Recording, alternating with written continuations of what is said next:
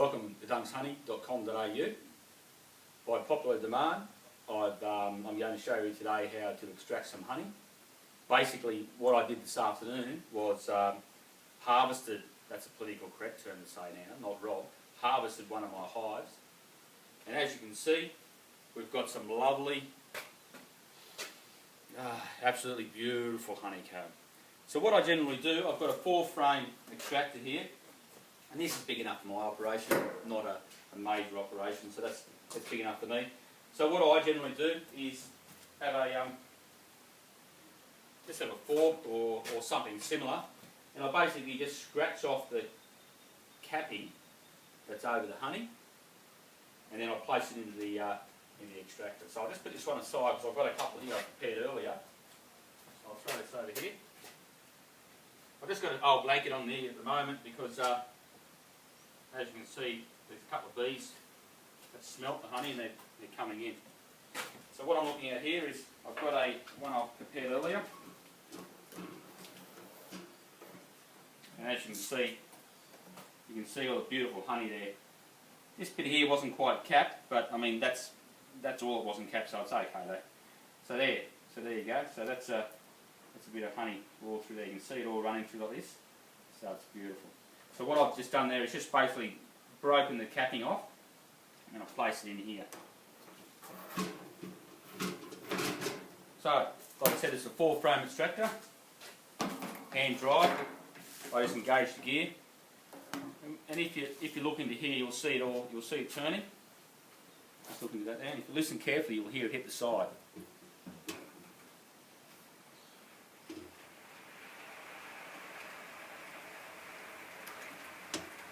Hear that beautiful honey sound hitting the side.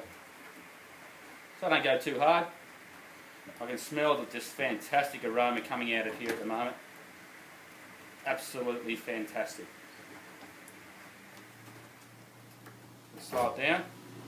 And this one here, we're lucky enough to have a reversible frame, so what I'll do is I'll reverse now and we'll go back. And you'll hear it hit again.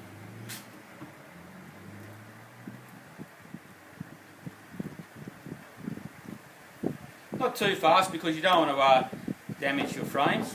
The centrifugal force of the extraction process can damage your frames and go from there. So what I'll do is just spin it around again.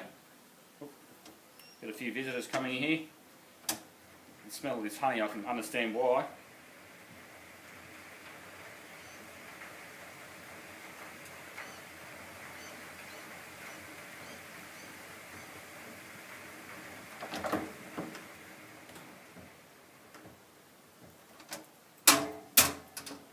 Okay, so that's it for pretty much for the extraction process. As I can tell now, that's fairly good.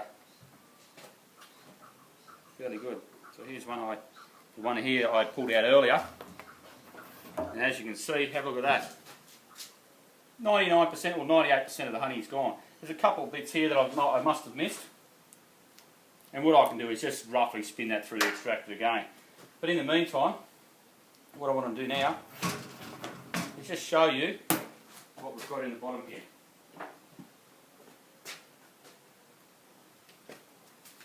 Okay, you can see the honey in the bottom there.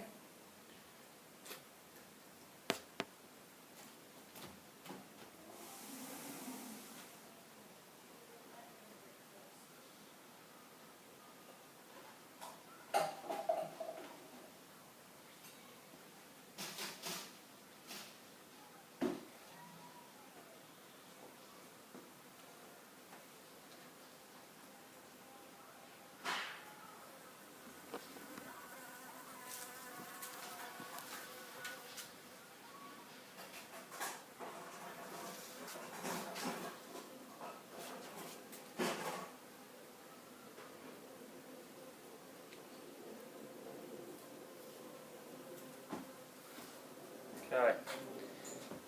So as you can see in there, rightio. So what I'm going to do now, I've just got a bucket here. This is a simple bucket, just for the sake of the video. Let's close that. So there's a bucket there. I do have another straining system, but I'm just using a simple strainer. Pretty fine stainless steel, of course. You've got to think, it's food grade, so you've got to be clean. You've got to make sure you clean your hands and all that sort of thing. food handling course. I've done that and recommend people do that. It just gives you a bit of an oversight. So there you go.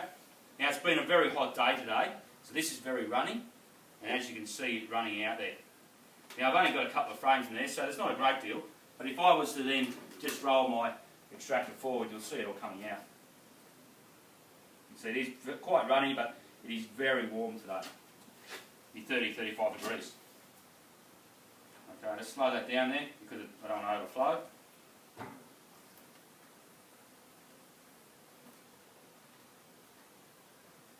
Now, you'll see in here, the extractor, that's just, you can just come and have a look at over here please. That's the wax cappings, just the bits that have come off. And then if you look in there, look at that.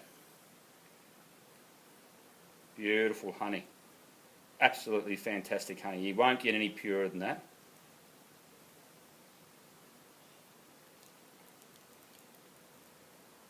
Absolutely beautiful. Once again, I can open that up. There's a little bit more in there. Just tip that forward. Like I said, it's not the way I generally do this, but I'd quite easily go filling that bucket up easily.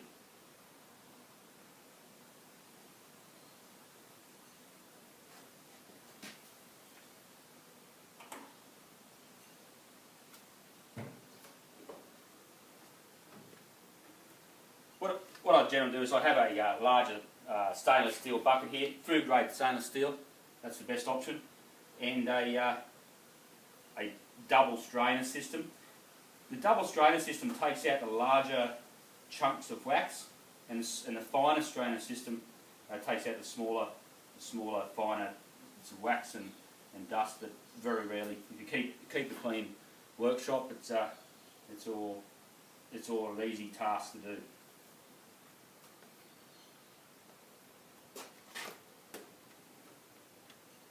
So there you go. So there's a couple of minutes work. There's some beautiful golden honey. Thank you. Till our next time.